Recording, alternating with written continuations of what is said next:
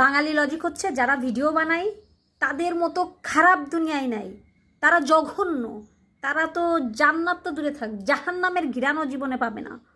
কিসের নামাজ কালাম এরা কিছু জানেই না, কিচ্ছু জানে না এরা। কিন্তু যারা ভিডিওগুলো দেখে তারা হচ্ছে হজরত শাহজালাল মাওলানা মুফতি, হজ করতে করতে পাগল হয়ে যায়, তারপরে তারা একটু রিল্যাক্স করতে আসে, এই অনলাইনের ভিতরে এসে ভিডিওগুলো দেখে, দেখে একটু সোয়াব কামায় আর আমাদের ভিতরে একটু সোয়াব বিতরণ করে। এটাই হচ্ছে বাঙালি লজিক। আর তারা নামাজের পার্টিতে বসে বসেই সমালোচনা করবে আর ভিডিওগুলো দেখবে। কেন তোরা তো হুজুর, কেন শয়তানের বাক্স দেখবি?